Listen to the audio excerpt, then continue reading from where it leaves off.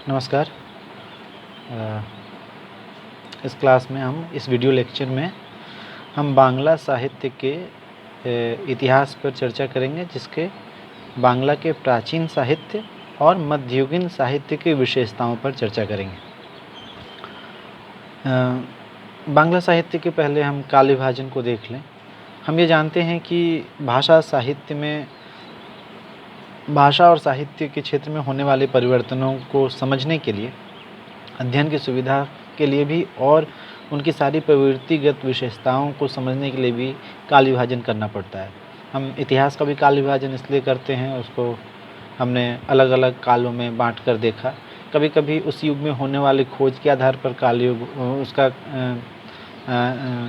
नामकरण होता है, जैसे पाषाण युग, जब पत्थरों के औजारों का इस्तेमाल होने लगा था। ताम्र युग, जब तांबे के वस्तुओं और हथियारों का उपयोग होने लगा था। इसी तरह से हिंदी साहित्य के इतिहास में, बांग्ला साहित्य के इतिहास में या साहित्य के इतिहास में भी कभी कभी किसी घटना के आधार पर, तो कभी किसी व्यक्ति को केंद्र में आधार रखकर या कभी किसी प्रवृत्ति को केंद्र में रखकर साहित्य के युग का नामकरण होता है।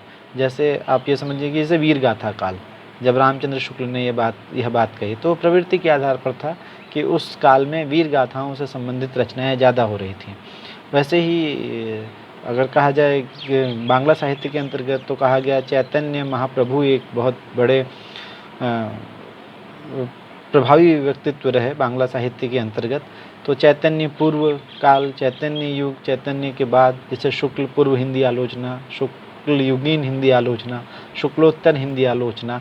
तो इस तरह से जैसे वीर गाथा काल जो है वह किसी रचनात्मक प्रवृत्ति के आधार पर है, प्रवृत्ति के आधार पर वीर गाथा काल कहा गया। तो जो शुक्ल युगीन या भारतेंदु युग जब हम कह रहे हैं, तो वो किसी व्यक्ति के कारण वो व्यक्ति इतना प्रभावशाली है उस साहित्य के अंतर्गत कि हम उसका नामकरण इस तरह से करते हैं। तो बांग्ला में जो है वो मुख्यतः 3 भागों में बांग्ला साहित्य के इतिहास को विभाजित किया गया। जो प्राचीन युग कहा गया, जिसका समय 950 ईस्वी से 1200 ईस्वी माना गया, और फिर मध्ययुगीन बांग्ला साहित्य, जिसका समय 1200 से 1800 माना गया। इसमें भी इसके 2 भाग हैं। जैसे 1200 से 1500 का जो समय है, उसको वो लोग आदि मध्य युग कहते हैं, जिसको अंधकार युग या अनुर्वर, जो उर्वर नहीं है, अनुर्वर युग भी बांग्ला साहित्य के अंतर्गत कहा जाता है। और दूसरा जो 1500 से 1800 का है, जो है उत्तर मध्य युग है। और उसके बाद 1800 के बाद से अब तक जो है वो आधुनिक युग माना जाता है, कि जब औपनिवेशिक शासन का आगमन हो गया और वहाँ पर आधुनिक शिक्षा का विस्तार होने लगा। फोर्ट विलियम कॉलेज की स्थापना 1799 में हो गई, जिसने बांग्ला भाषा और साहित्य को लेकर एक व्यापक पैमाने पर अध्यापन की व्यवस्था करनी शुरू कर दी। उसने दूसरी भारतीय भाषाओं में भी किया, पर बांग्ला में ज़्यादा हुआ। औपनिवासी साम्राज्य के खिलाफ एक तरह से सुगबुगाहट, एक विद्रोह की सुगबुगाहट उठने लगी। राजधानी जो है पहले वो मुर्शिदाबाद था, वहाँ से वो कोलकाता हो जाता है। तो ये सारे उथल पुथल आधुनिक युग में होते हैं, तो इसको आधुनिक युग का नाम दिया जाता है। बांग्ला साहित्य का सिर्फ यही एक आधार नहीं है, मतलब एक यही नामकरण नहीं किया गया। जैसे मध्य युग में मैंने आपको बताया चैतन्य पूर्व युग, चैतन्य युग, और उत्तर चैतन्य युग नाम दिया गया। वैसे ही रविंद्र पूर्व युग, आधुनिक युग में रविंद्र युग, रविंद्रनाथ टैगोर के नाम पर, और रविंद्र के बाद का युग, है ना, इस तरह का नामकरण किया गया। असल में युग विभाजन जो है वो उससे युग परिवर्तन को समझा जा सकता है कि कोई युग जब परिवर्तित हो रहा है साहित्य के अंतर्गत, तो वह क्यों हो रहा है। इन विशेषताओं को समझने के लिए और उसके अनुसार जो युग परिवर्तन हुआ, उसके अनुसार साहित्य में जो जो परिवर्तन हुए और उसकी विशिष्टताओं को रेखांकित करने के लिए हम युग विभाजन करते हैं या काल विभाजन करते हैं।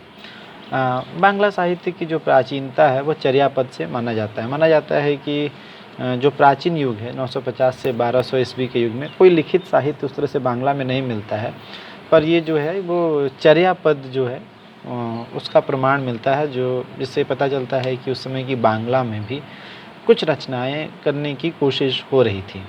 वैसे तो अब जब हम देखते हैं तो सबसे पुरानी पोथी जो है वो मतलब जिसमें बांग्ला का कुछ अंश दिखाई पड़ता है, वह जो है अभिनंद एक रचनाकार थे, उनके द्वारा रचित रामचरित है, 8वीं सदी का माना जाता है।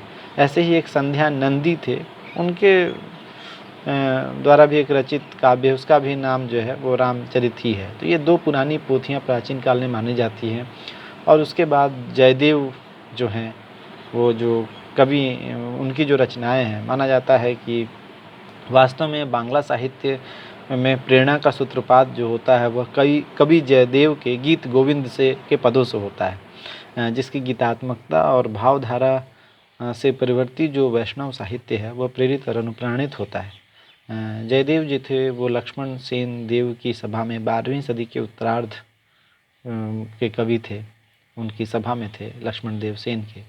और ये जो भाषा है, इसमें जयदेव के गीत गोविंद में 24 गीत हैं, और ये संस्कृत की तरह अतुकांत न होकर तुकांत हैं, यानी तुक ऊपर से की पंक्तियों का नीचे की पंक्तियों से मिलता है, जो संस्कृत की बिल्कुल विशेषता नहीं है।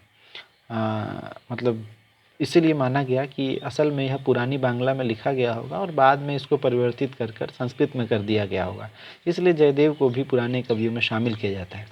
पर जो प्राचीन काल की सबसे बड़ी उपलब्धि मानी जाती है, जहाँ पर आज के बांग्ला का दर्शन होता है, जो माना जाता है कि वहाँ से शुरुआत हुई, तो वह जो है वो चर्यापद से माना जाता है। एक हरप्रसाद शास्त्री थे, जिन्होंने 1907 ईस्वी में चर्यापद की खोज की। नेपाल के वहाँ के राजघराने से उन्होंने ये खोज की, वहाँ पर उनको मिला, और इस चर्यापद में जो है 47 पद थे। और ये जिन लोगों की रचनाएं इसमें थी, ये बौद्ध कवि थे, जिसमें कान्हुपा, लुइपा, सरपा, जो सरहपाद भी जो कहे जाते हैं, इन सारे लोगों की रचनाएं थीं। और इसमें 47 पद थे, और ये 8 पंक्तियों में लिखे हुए रहस्यमय गीत थे, इसलिए इनकी भाषा को सांध्य भाषा भी कहा गया, यानी एक कूट भाषा थी जिसमें कभी कभी समझ में नहीं आता था कि क्या लिखा गया है। तो ये जो चर्यापद हैं, जो बौद्ध सहजयानी संप्रदाय के थे, 7वीं से 12वीं शताब्दी के बीच इनकी रचना हुई। इसको सबसे प्राचीन बांग्ला के रचनाओं के अंतर्गत शामिल किया जाता है, और माना जाता है कि पुरानी बांग्ला के चिन्ह जो हैं यहीं से दिखने लगते हैं, और यही पहला प्रमाणिक माना जाता है, जिसकी खोज 1907 ईस्वी में हरप्रसाद शास्त्री ने किया, जो बाद में राहुल सांकृत्यायन को भी नेपाल जाने पर इसका पता चला था।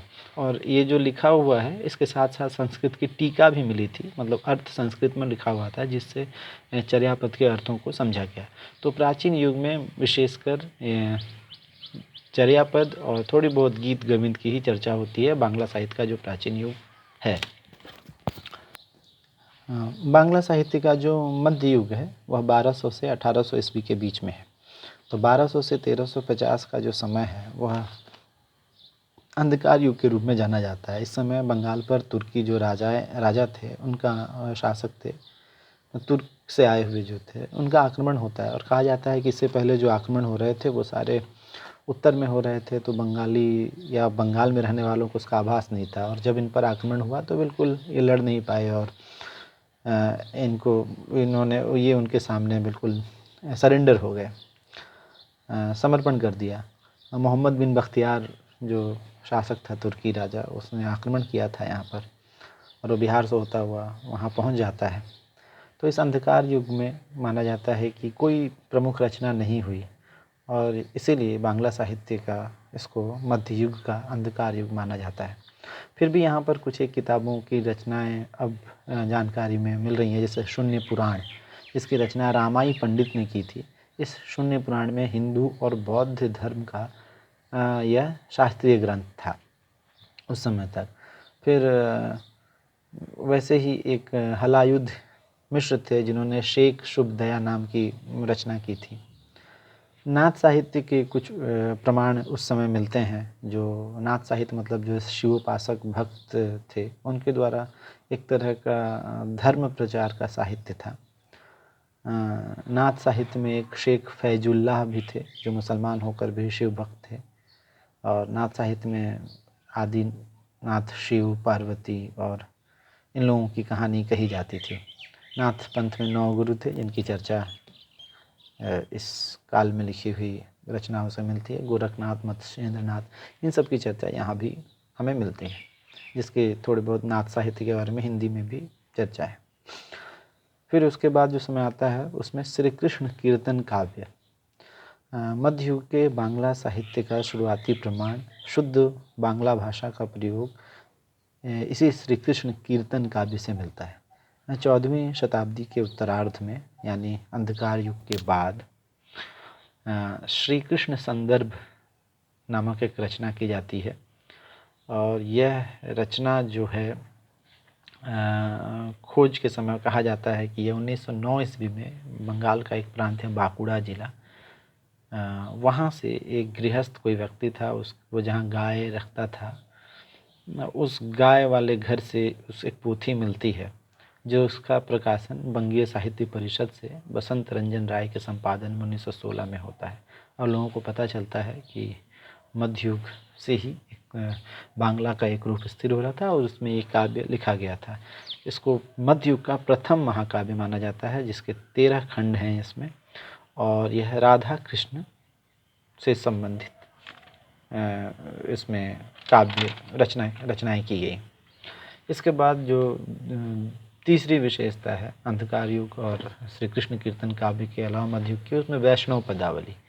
पद या पदावली का अर्थ होता है वो कृष्ण और चैतन्य महाप्रभु की लीलाओं से संबंधित काव्य रचना से माना जाता है कि उन पदों में, इन दोनों में मतलब श्री कृष्ण का प्रेम संबंधी पदों की रचना की जाती थी, या चैतन्य महाप्रभु की लीलाएं जो थी वो घूम घूम कर जो परिभ्रमण कर रहे थे, उनकी लीलाएं जो थी उसके बारे में पदों में चर्चा की जाती थी।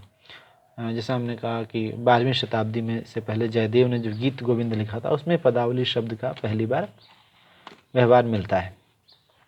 अधिकांश पदावली जो है वह ब्रज बोली, यानी बांग्ला में कहते हैं ब्रज बोली, तो ब्रज बोली में रचित है।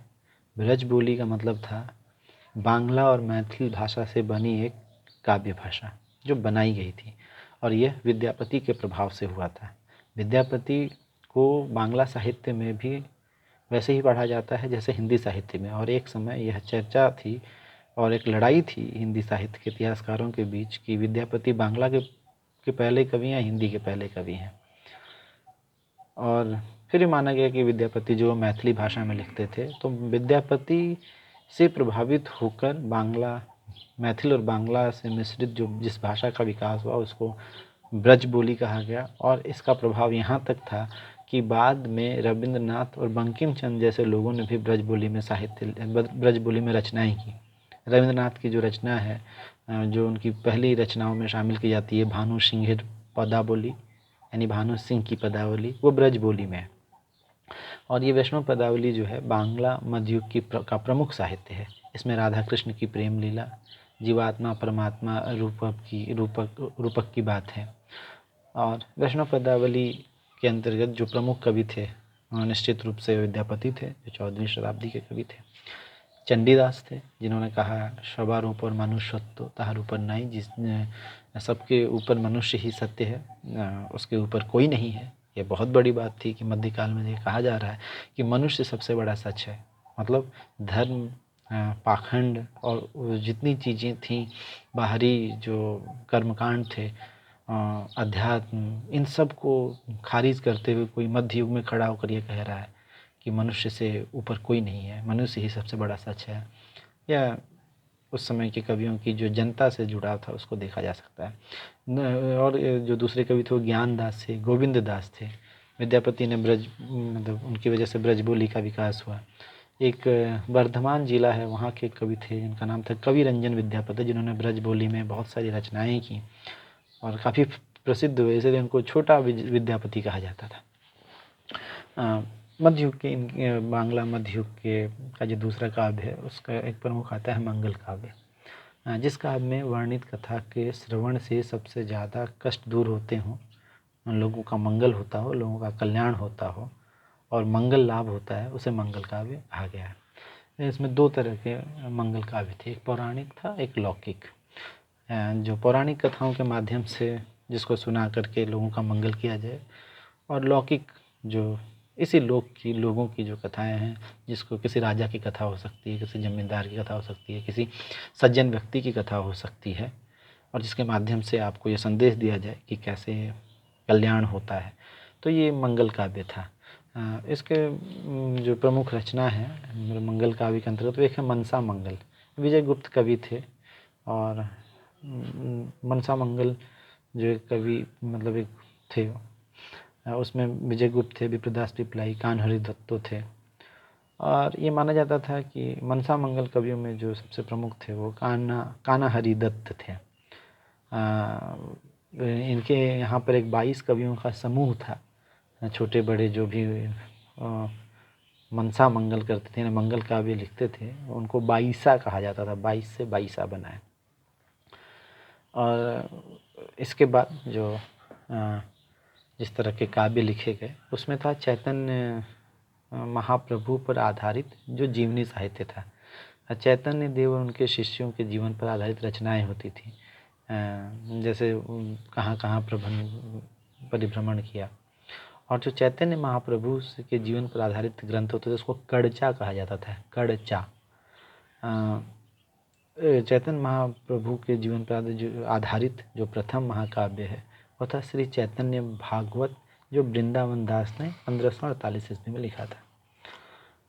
उसके बाद एक ग्रंथ था चैतन्य मंगल, ये 2 अलग अलग लोगों ने लिखा था, ये मतलब अलग अलग समय पर लिखा। चैतन्य मंगल एक लोचन दास ने लिखा 1550 से 56 ईस्वी के अंतर्गत, और एक जयानंद ने लिखा 1560 में। मतलब ये दोनों सारा काल जो है संभवतः लगभग। गोविंद दास कृत जो कड़चा था, जो चैतन्य देव द्वारा दक्षिण और पश्चिम भारत की परिभ्रमण की कहानियों पर आधारित रचना थी, वो कहलाता है गोविंद दासेर कड़चा, मतलब गोविंद दास कृत कड़चा। फिर कृष्णदास कविराज ने लिखा चैतन्य चरितामृत। और ये कमाल की बात है कि जो चैतन्य महाप्रभु थे उन्होंने एक भी पंक्ति नहीं लिखी, किसी काव्य की रचना नहीं की, लेकिन वो बांग्ला साहित्य में एक प्रमुख व्यक्ति हैं। जैसे मैंने कहा कि बहुत बार उनके नाम से काल का विभाजन भी होता है। उनके जीवन और उनकी लीलाओं का गान करते हुए जो कवियों ने लिखा वही बांग्ला साहित्य में है, पर चैतन्य महाप्रभु कोई कवि नहीं थे। और उसके बाद मध्ययुग की एक विशेषता है जिसको बांग्ला में प्रणय उपाख्यान कहा जाता है, यानी अनुवादित साहित्य। जो अनुवाद हुआ, यह अनुवाद मूलतः फारसी और हिंदी से हुआ। फारसी से जैसे यूसुफ जुलेखा, लैला मजनू, और हिंदी के पद्मावती का अनुवाद जो है वह बांग्ला में हुआ। यूसुफ जुलेखा का अनुवाद शाह मोहम्मद सागिर ने किया था, फ़कीर गरीबुल्लाह ने किया था, अब्दुल हकीम, 3 लोगों ने किया था। यूसुफ जुलेखा हमको पता है कि मिस्र की कहानी है, और लेकिन ये जो शाह मोहम्मद सागिर थे 15वीं शताब्दी के कवि थे, और उन्होंने इसका अनुवाद बांग्ला में किया। ऐसे ही लैला मजनू का जो अनुवाद है वह दौलत उजिर रहमान खान ने किया। पद्मावती का अनुवाद जो है, जो जायसी के पद्मावत पर आधारित था, वो अलाउल ने 17वीं शती में किया। तो ये बांग्ला के प्राचीन युग और मध्य युग की विशेषताएं हैं। उसके बाद आधुनिक युग में आने के बाद बांग्ला साहित्य में बहुत सारी प्रवृत्तियों का जन्म होता है। तो ये मतलब कुल मिलाकर यही है कि वैष्णव और कृष्ण, इन लोगों पर, विष्णु कृष्ण वगैरह पर आधारित ज़्यादातर काव्य मध्य युग में लिखा गया। तो ये प्राचीन युग और मध्ययुगीन बांग्ला साहित्य की विशेषताएं हैं। आधुनिक बांग्ला साहित्य की विशेषताओं को हम अगले वीडियो लेक्चर में देखेंगे, उस पर विचार करेंगे। धन्यवाद।